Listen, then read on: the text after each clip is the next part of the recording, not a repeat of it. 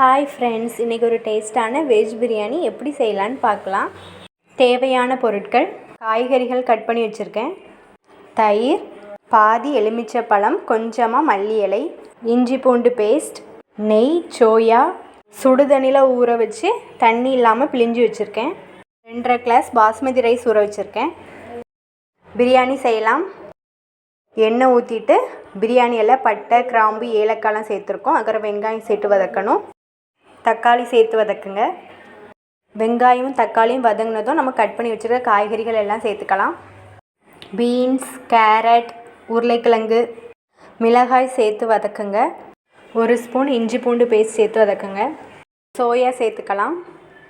நான் காட்டுற ஸ்பூனுக்கு 3 ஸ்பூன் பிரியாணி மசாலா, 1 ஸ்பூன் வத்தல் தூள், 1/4 ஸ்பூன் மஞ்சள் தூள் சேர்த்துக்கோங்க. நல்லா மிக்ஸ் பண்ணிவிட்டு தயிர் சேர்த்துக்கலாம். 2.5 கிளாஸ் அரிசிக்கு 5 கிளாஸ் தண்ணி ஊற்றி கொதிக்க விடுங்க. தேவையான அளவு உப்பு சேர்த்துக்கலாம்.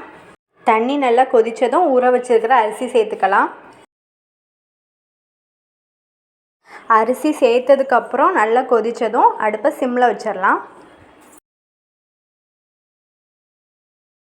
தேவையான அளவு நெய் சேர்த்துக்கோங்க. அரிசி கொஞ்சம் வெந்ததும் எலுமிச்சஞ்சாறு ஊற்றிக்கலாம். பிரியாணி ரெடியானதும் கொஞ்சமாக மல்லி இலை தூவி ஒரு 10 நிமிஷம் மூடி வச்சுருங்க. 10 நிமிஷம் கழித்து ஒரு டேஸ்ட்டான வெஜிடபிள் பிரியாணி சாப்பிடலாம். இந்த வீடியோ பிடிச்சிருந்தா கமெண்ட் பண்ணுங்கள், சப்ஸ்கிரைப் பண்ண மறக்காதீங்க.